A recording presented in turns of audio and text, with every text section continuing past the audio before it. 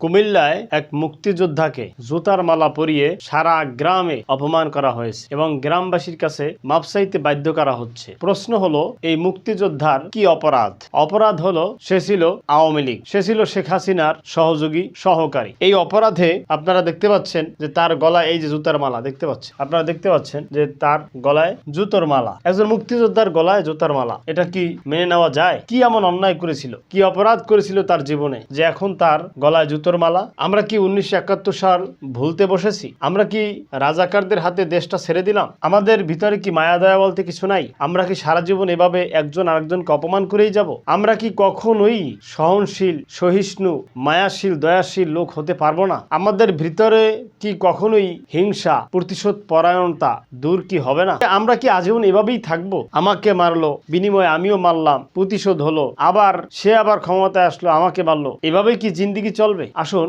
ঘটনার বিস্তারিত আমরা জানি। কুমিল্লায় বীর মুক্তিযোদ্ধার গলায় জুতার মালা। এই হচ্ছে বীর মুক্তিযোদ্ধা আর এই হচ্ছে ওনার গলায় এই জুতোর মালা। কুমিল্লার 14 গ্রামে বীর প্রতীক খেতাব প্রাপ্ত মুক্তিযোদ্ধা আব্দুল হাই কানুকে গলায় জুতার মালা পরিয়ে লাঞ্ছিত করার অভিযোগ উঠেছে। রবিবার 22 ডিসেম্বর দুপুরের দিকে 14 গ্রামের নিজ এলাকা কুলিয়ারা প্রাথমিক বিদ্যালয়ের সামনে এ ঘটনা ঘটে। ওই বীর মুক্তিযোদ্ধার সঙ্গে কথা বলে বিষয়টি নিশ্চিত করেছেন 14 গ্রাম থানার ওসি এটিএম আক্তারুজ্জামান। রাতে ভিডিওটি ছড়িয়ে পড়ার পর সামাজিক যোগাযোগ মাধ্যমে নিন্দার ঝড় উঠেছে। এই ঘটনায় অভিযুক্তদের শনাক্তে কাজ চলছে বলে জানিয়েছে স্থানীয় পুলিশ। স্থানীয় একাধিক সূত্রে জানা গেছে ওই বীর মুক্তিযোদ্ধার নাম আব্দুল হাই কানু। তিনি 14 গ্রাম উপজেলার বাতিশা ইউনিয়নের লুদিয়ারা গ্রামের বাসিন্দা। তিনি আগে আওয়ামী লীগের রাজনীতির সঙ্গে জড়িত ছিলেন। স্থানীয় সূত্রে জানা যায় বীর মুক্তিযোদ্ধা কানু কৃষক লীগের কেন্দ্রীয় কমিটির সদস্য। স্থানীয় এমপি মুজিবুল হকের সঙ্গে বিরোধে জড়িয়ে তার বিরুদ্ধে আগে একাধিক মামলা হয়েছিল।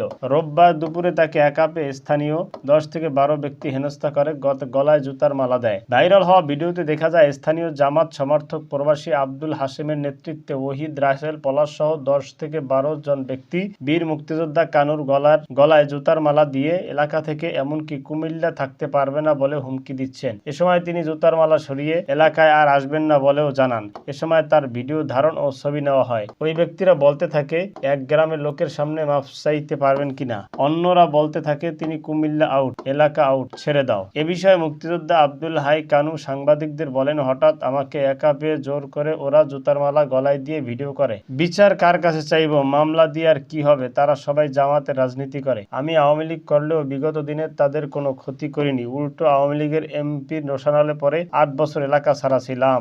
8 বছর। এ বিষয়ে 14 গ্রাম থানার ওসি এটিএম আক্তারুজ্জামান বলেন, ঘটনার পর ওই মুক্তিযোদ্ধা মোবাইল ফোনে বিষয়টি আমাকে অবগত করেছিলেন। এ বিষয়ে তিনি অভিযোগ করবেন না বলেও জানান। তবে রাতে ভিডিওটি ভাইরাল হয় আবারও তাকে অভিযোগ দিতে বলা হয়েছে। অভিযোগ দেবেন না কিনা বিষয়টি এখনো নিশ্চিত বলা যাচ্ছে না। জড়িতদের শনাক্ত করে আইনের আওতায় আনা হবে। প্রিয় দর্শক, শোনা যাচ্ছে যে এই আওয়ামী লীগ নেতা যখন শেখ হাসিনা ক্ষমতায় ছিল তখন জামাত ইসলামের এক নেতাকে হোটেল থেকে ভাত খাইতেছিল, ভাত খাওয়া অবস্থায় তাকে ঘাড় ধাক্কা দিয়ে বের করে দিছে, অপমান করে। তাহলে আমরা কি আজীবন এইভাবেই একজন আরেকজনকে অপমান করবো, অপদস্থ করব? মানে এটাই কি আমাদের একটা নিত্য নৈমিত্তিক কাজ হয়ে দাঁড়াবে? যেখানে জামাতের আমির সবাইকে ক্ষমা করে দিল, সেখানে আমরা এই বিষয়টা কি ক্ষমা সুন্দর দৃষ্টিতে দেখতে পারতাম না? এটা জামাতের ভাইদের কাছে প্রশ্ন। আজ হোক কাল হোক আওয়ামী লীগ একদিন যদি ক্ষমতায় আসে, যেভাবে আমরা কামড়াকামড়ি করতেছি, খুব অচিরেই আওয়ামী লীগ ক্ষমতায় আসবে। বঙ্গবন্ধু সহ তার পরিবারের 2 জন সদস্য বাদে সবাইকেই হত্যা করা হয়েছে। 30-32